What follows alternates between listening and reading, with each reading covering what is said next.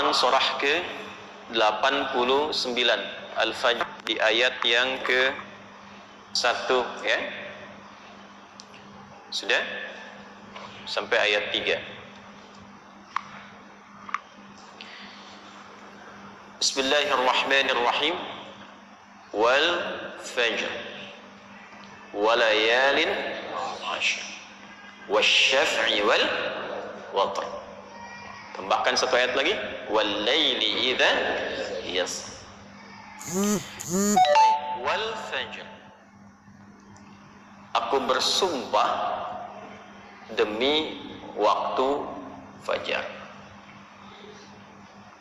Di dalam Al-Quran kita temukan ragam sumpah yang langsung disampaikan oleh Allah Subhanahu wa ta'ala. Allah itu tidak bersumpah pun pasti yang difirmankan sudah penting.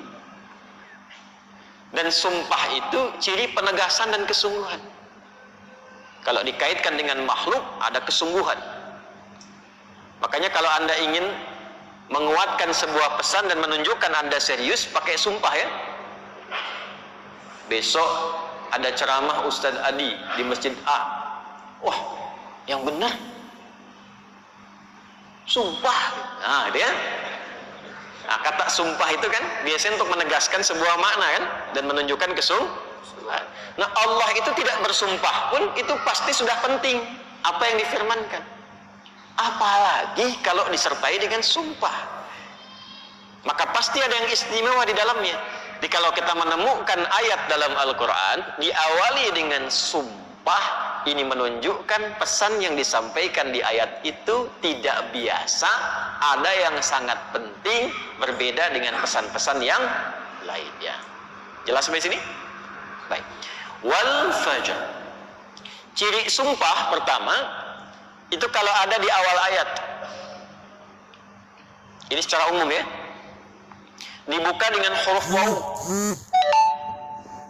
Ujung akhir kalimatnya itu harakatnya kasrah. Sudah?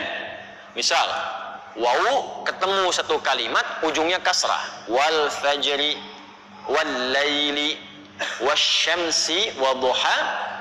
Jadi setelah waw ada kalimat ujungnya kasrah. Nah itu diartikan wawnya sumpah. Qasam namanya, wawil qasam. Kalau sudah dibuka dengan seperti ini, artinya informasi yang disampaikan setelah huruf waw itu penting, tidak biasa. Wal fajr, aku bersumpah demi waktu fajar. Ada beberapa pendapat dari kalangan ulama tentang fajar yang dimaksudkan di ayat ini. Jadi di sini Allah bersumpah dengan 5 hal. Ada 5 sumpah. Aqsamun khamsah, kata para ulama terdapat 5 sumpah di dalamnya. 1 wal fajar, demi waktu fajar. 2 walayalin 'ashr, dan 10 malam yang istimewa. 3 wasyaf'i, wasyaf'i, demi waktu genap. Kemudian 4 wal watr. 5 wal laili idza yasr. Ada 5 di sini disebutkan, menunjukkan ada 5 yang istimewa. Saking istimewanya dibuka oleh Allah Subhanahu wa taala dengan sumpah. Baik. 1 fajar. Secara cepat saja. Para ulama setidaknya menyebutkan secara umum ada 2 pemaknaan di kata fajar di sini. Yang pertama yang dimaksudkan setiap waktu fajar. Itu penting. Setiap waktu fajar dalam setiap hari. Jadi ada satu yang istimewa, waktunya di waktu fajar dari sekian perubahan waktu yang kita alami dalam sehari. Kan dari fajar nanti muncul ke pagi, pagi ke siang, siang ke sore, sore ke maghrib, maghrib ke malam kan. Nah dari perputaran waktu itu, di antara sekian banyak waktu, fajar itu istimewa. Karena itu Allah panggil kita untuk bisa menunaikan sholat di waktu fajar. Ya, hakikatnya bukan hanya sholatnya, ada waktu-waktu yang hanya dalam fajar itu yang nggak ditemukan keistimewaannya di waktu yang lain. Contoh, kita ambil ke ibadah ritual dulu. Salat di waktu fajar ini itu 2 rakaat sunnahnya saja. Sunnahnya, belum masuk ke fardunya. Itu nilainya disebutkan oleh Rasulullah SAW lebih baik daripada dunia dan seisinya. Raka'atul fajri khairum minad dunya wa ma fiha. Kalau Anda mampu menunaikan 2 rakaat fajar, itu yang dimaksud sunnahnya. 2 rakaat, tapi disebutkan kalimat fajarnya. Bukan zuhur, bukan asar, bukan maghrib, bukan isya. Dan dilakukannya sebelum sholat fardunya untuk menunjukkan betapa pentingnya itu. Karena kalau orang tahu itu penting, pasti persiapan datang sebelumnya. Ya, Anda tahu di sini akan pengajian kan? Subuh kan? Subuhnya misalnya jam 4.35. Anda menjadikan pengajian itu sebagai hal yang prioritas. Kalau waktunya 4.35, datangnya jam berapa?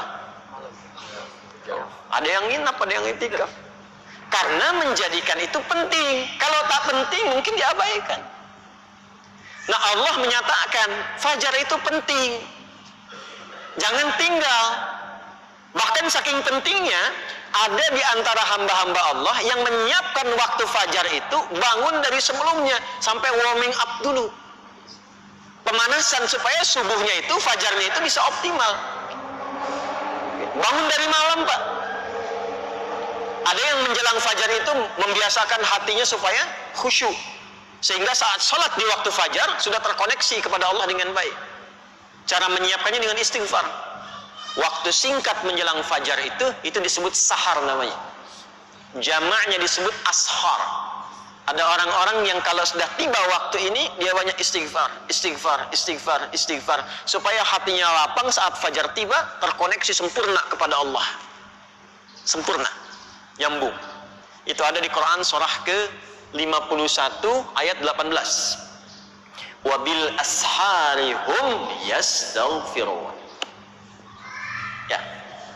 Kalau ingin dikuatkan kesabaran, ingin diberikan rizki sehingga bisa sering infak, ya. Ingin diberikan kemampuan menjalankan segala sesuatu dengan benar, menatap dengan benar, mendengar dengan benar, berjalan secara benar. Itu diantara amalannya, rajin istighfar di waktu sahar menjelang fajar. Dah, ini ijazahnya langsung dari Al-Quran. Surah ketiga Ali Imran di ayat ke-17. As-sabirina was-sadiqina wal-qanitina wal-munfiqina wal-mustaghfirina bil ashar. Ya.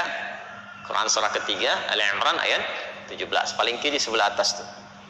Itu di situ istighfar di waktu sahar itu disamakan dengan 4 amalan tadi. Sabar, khusyuk dalam ibadah, bisa rajin infak, dan benar dalam menjalankan aktivitas. Itu diantara latihannya, rajin istighfar menjelang fajar. Makanya kalau sudah istighfar, terbuka hatinya, terkoneksi dengan Allah, itu ibadahnya akan lebih enak dibandingkan dengan yang jarang istighfar. Gitu. Ada sifat qanitin di situ. As-sabirina wal qanitina. Sedangkan kita diminta salat itu dengan sifat kunut.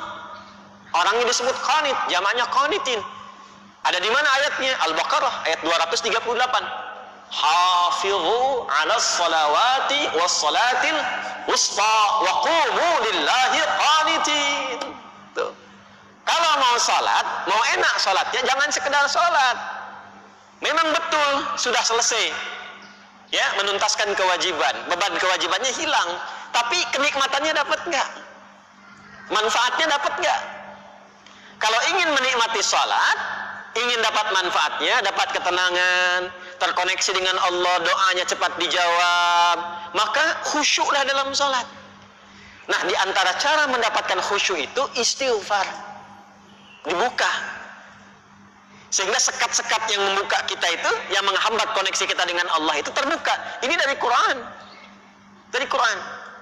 Nah, dibiasakan istighfar paling enak itu di waktu sahar menjelang fajar.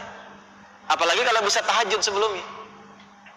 Kalau bisa tahajud, ya, tahajud kemudian istighfar, terbuka hati, rajin memberi di situ, itu disebut langsung oleh Quran kalau dia bertahan dengan itu sampai wafat, itu disebut sebagai calon penghuni taman surga yang sedang beraktivitas di bumi. Itu Quran surah 51 ayat 15 sampai dengan ayat 23. Innal muttaqina fi jannati wa 'uyun akhidhina ma atahum rabbuhum innahum kanu qabla dhalika muhsinin kanu qalila minal laili ma yahja'un. Itu tahajudnya. Wa bil ashari hum yastaghfirun. Itu istighfar. Nah, hakikatnya kita bangun malam itu, hakikatnya kita istighfar di waktu sahar untuk persiapan ke fajarnya. Salah satu maknanya itu. Makanya Nabi kan ya suka rebahan kan sedikit ya. Bukan rebahan yang sempurna. Ya kaum rebahanas nih ya. Ya, coba dicek tuh. Kalau ada rebahan Nabi itu miring sedikit ke kanan kan, setelah istighfar tuh nunggu-nunggu sampai fajar tiba. Supaya kesadarannya optimal. Ada apa di fajar itu sampai dipersiapkan sebelum itu? Sampai-sampai 2 rakaatnya lebih baik daripada dunia dan seisinya. Itu kalau dibaca pakai iman, gak ada yang bisa menandingi.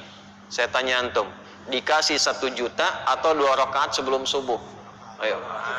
Oh, masa? Huh? Coba dicek. Sana ada lomba balapan di sirkuit tuh. Berlangsungnya sebelum subuh. Siapa yang datang duluan di dekat situ, 10 tempat pertama mendapatkan bonus 5 juta. Cuma nonton aja dapat 5 juta. Tawaran kedua, datang ke masjid, tunaikan 2 rakaat sebelum subuh, setelah adzan tiba, dapat dunia dan seisinya, lebih baik daripada dunia dan seisinya. Pilih mana? Nonton di sirkuit atau 2 rakaat sebelum subuh? Tuh, makin pelan jawabannya. Karena babnya iman, bukan akal. Akal yang dibimbing oleh iman itu lebih tajam nanti cara berpikirnya. Mampir gua aja ke masjid, ntar balik lagi ke sana. Berarti ada yang penting. Ya, kalau antum ingin latihan jadi orang baik atau anak pengen jadi baik tuh, konsistenkan subuh. Kayak ulama tuh enggak banyak ceramah, enggak banyak cakap, bilang subuh aja, konsisten. 40 hari subuh terus, ya. Sering begitu kan ya? Nah, itu saya bahas ilmunya sekarang. Dan itu dari Quran. Makanya agak aneh kalau rajin ta'lim, rajin saling mencela. Salat kok menjadi saling menuduh. Orang salat itu bersih hati. Orang ta'lim itu bersih jiwa. Nah, cara memulainya fajar. Kenapa Allah bersumpah dengan fajar? Karena Allah menginginkan hambanya jadi baik. Itu pesannya. Nanti sifatnya beda dengan zuhur, beda dengan asar, beda dengan maghrib, lain dengan isya. Fajar itu pembukanya. Karena itulah saat fajar dipanggil, iman kita terpancar. Makanya saat tidur kalau dengar adzan, itu kan terpancar kan, sudah adzan. Dan sekelebat itu ada yang meminta kita bangun tuh. Allahu Akbar, Allahu Akbar. Bangun tiba-tiba dengar adzan. Itu yang terpanggil imannya. Ketika cahaya iman itu merespon suara adzan, itulah fajar namanya. Dari maknawinya. Dari segi waktu dia melatih keadaan kita jadi lebih baik, terkoneksi dengan Allah. Kalau sudah hatinya bersih, nyambung dengan Allah, doanya mustajab. Innallaha thayyibun la yaqbalu illa thayyibah. Kata Nabi demikian. Allah itu maha baik sehingga akan cepat menerima dari yang baik-baik. Hatinya sudah baik, sudah lapang, jauh dari maksiat, maka apapun yang dia minta dikabulkan oleh Allah Subhanahu wa taala. Karena itu saat-saat paling tepat untuk berdoa itu, memperbanyak doa itu saat fajar. Malaikat kumpul semua. Hadisnya sahih. Ya, inna malaikatal laili wa malaikatan nahar tajtami'u fi waqtil fajri atau kama qala Rasulullah sallallahu alaihi wasallam. Malaikat siang dan malam kumpul semua di waktu fajar. Alhamdulillah malaikat itu ghaib. Kalau tampak tak jadi kita ke masjid. Sayapnya banyak tuh. Siapa? Israel. Balik lagi. Kumpul semua. Nah, kalau sudah kumpul malaikat itu banyak berkahnya. Berkah itu ziyadatul khair, bertambah kebaikan. Kalau doa diaminkan. Kalau istighfar dimohonkan ampunan kepada Allah. Berkah lagi kalau subuh jamaah pengajian, berkah. Berkah lagi itu. Itu dari berangkat langsung malaikat memohonkan kepada Allah kebaikan. Hadisnya viral sahih. Di Ibnu Majah itu. Ya, dari Abu Darda radhiyallahu taala anhu. Qala Rasulullah sallallahu alaihi wasallam, "Man salaka tariqan yaltamisu fihi 'ilma sahala lahu tariqan ila al-jannah, wa innal malaikata la tadau ajnihataha ridan li talibil ilmi." Orang mau berangkat menuntut ilmu, itu malaikat membentangkan sayap memohonkan kepada Allah ridha untuk orang itu. Berangkat dia ke masjid pas di waktu fajar, banyak sekali. Makanya kalau bapak ibu ke masjid waktu subuh nggak doa, rugi itu. Itu fajar.